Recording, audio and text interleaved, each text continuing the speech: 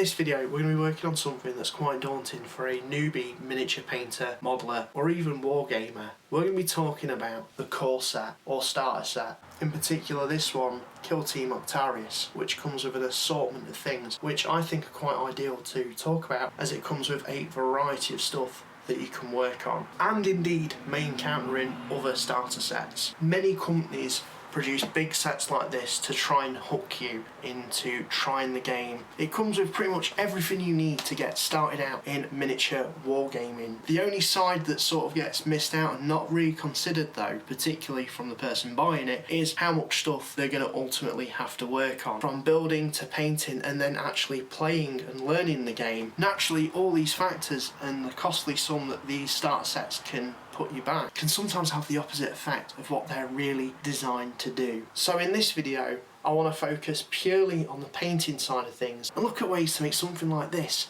a little bit more manageable and hopefully a lot more fun, and how we can get this stuff tabletop ready. So let's get into the content of what this comes with. Of course there's the dice, of which are fairly standard issue and you don't need to paint, the rulers and measurement tools, game tokens to keep track of things, the core book, and then the Octarius manual and instructions how to build the miniatures. You get 2 decks of 27 tactical ops cards, a game mat and 2 decal sheets. A ton of terrain in various different sizes, and well, obviously the miniatures as well.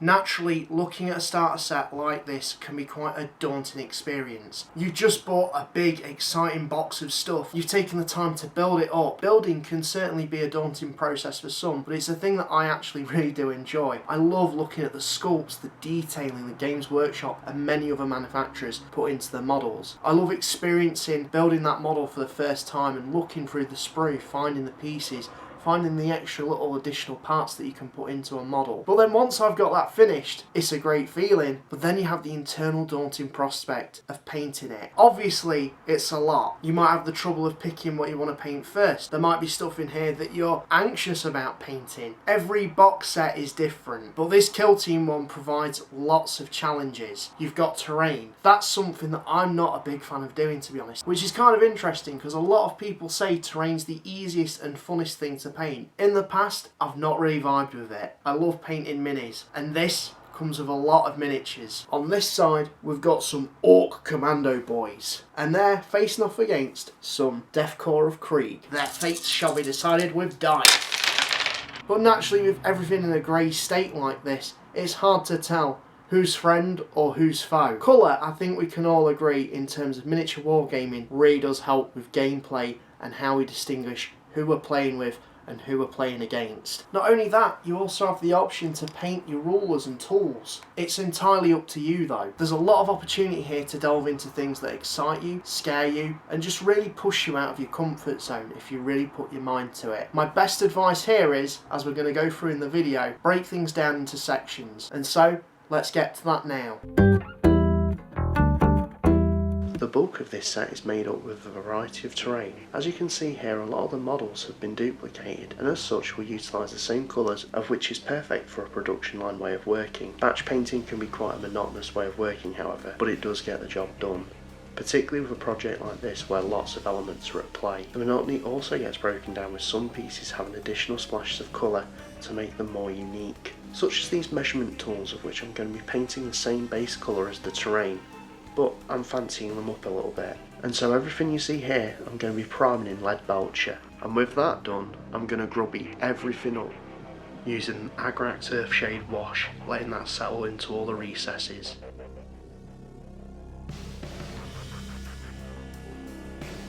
This was probably the most timely process, taking me 3 nights to do.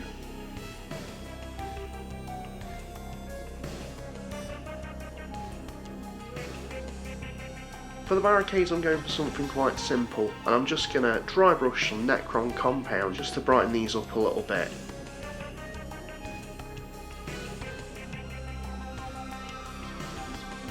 And well, that's all I'm really going to do with them. Moving on to the gauges, I'm going to be using Retribution Armour for the trim on them.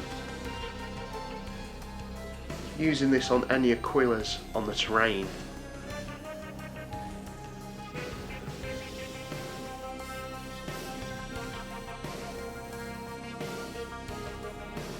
Flipping through the rulebook, the symbols that are embedded onto these measurement tools actually have colour representations, so I'm going to be painting them on respectively.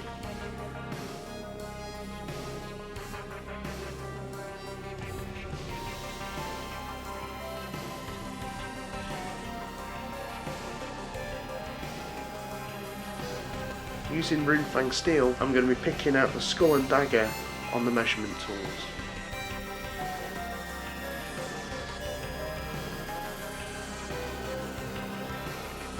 And that's the gauges done.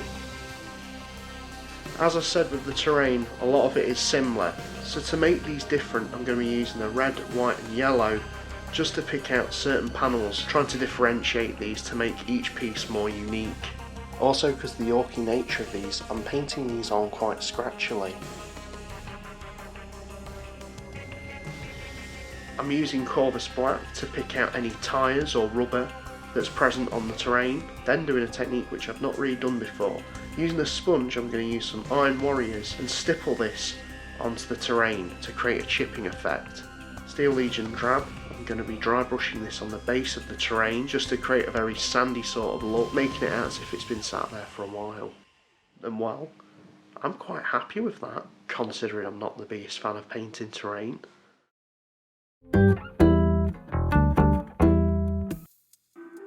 I've painted orcs before, but all these models are quite individual and unique. To start off, I'm priming in Wraith Bone, just because there's a perfect undercoat for the contrast paint that I'm going to start off by using, which is Orc Flesh.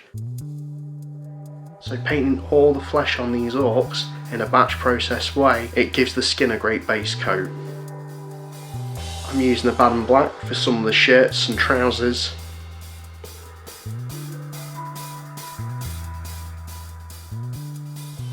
Steel Legion Drab for the backpacks and any leather areas.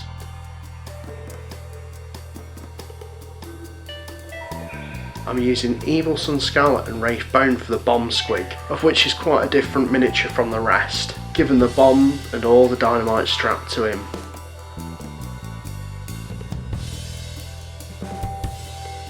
I'm using Iron Warriors on all the metal components,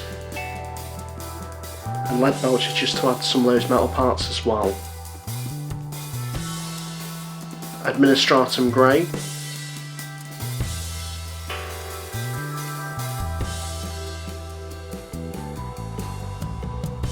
Avalan Sunset on any of the raised iconography on the miniatures. I'm going back to Evil Sun Scarlet and painting the eyes. Balthazar Gold for any of the elements that I thought deemed needed to be copper.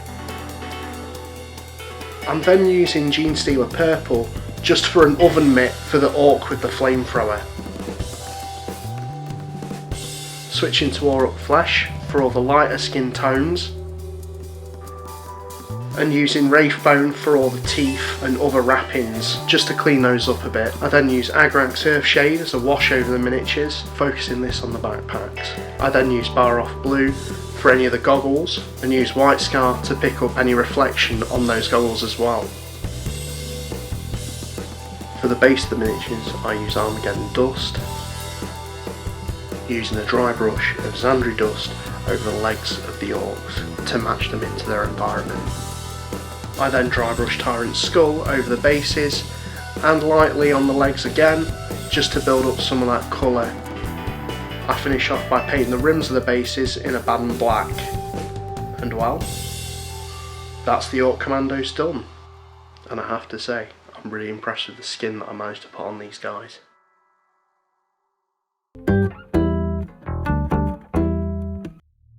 The Deathcore of Krieg were probably the most anticipated models and have been what I've been most excited to paint. To start off, I'm priming with Wraith Bone, painting the overcoats and trousers with rust grey. As the models themselves have a very World War I and II aesthetic, I think this colour is perfect for the uniform. And so again, my approach to these is to batch paint. I'm then using Corvus Black for the boots and the gloves.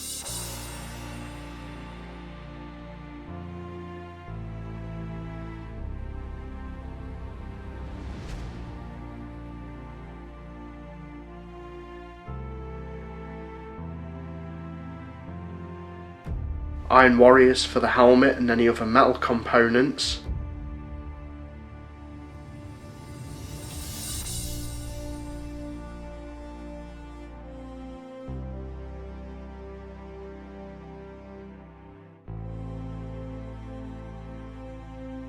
Wraith Bone for the leg wrappings and gas mask, and any other paper detailing that might be present on some of the miniatures.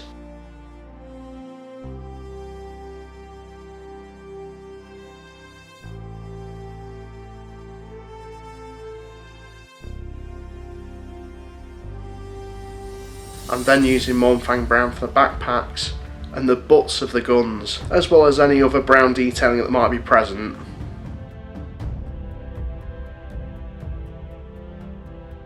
I'm then using Abaddon Black for the gun casings, and Lead Belcher to go over some of that metal detailing. Mephiston Red to go over the eyes and to add a trim on the leader's cuffs. Fenrisian Grey to do an edge highlight, which I've never redone before. Elysian Green for the blankets that they're carrying.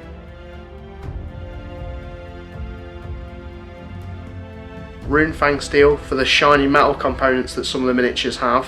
I'm then using Agrax Earthshade very sparingly, just on the wrappings and backpacks of the miniatures. Retribution Armour for some of the buttons and skulls that are present on the miniatures. And for the bases, I'm going to use Astro Granite, letting this set and painting over with Rhinox Hide, just because I picture these miniatures to be in a very muddy, no man's land sort of battlefield. And as such, using Mornfang Brown, I'm going to dry brush over not only the base, but the legs of the miniatures, and then a light dry brushing of Riser Rust over the base and the legs of the miniatures again, just to make these guys look like they're knee deep in it. Finally, as always, Abaddon Black for the rims of the bases, and while that's the Deathcore of Krieg finished, adding that basic edge highlight to these guys certainly does make them pop more.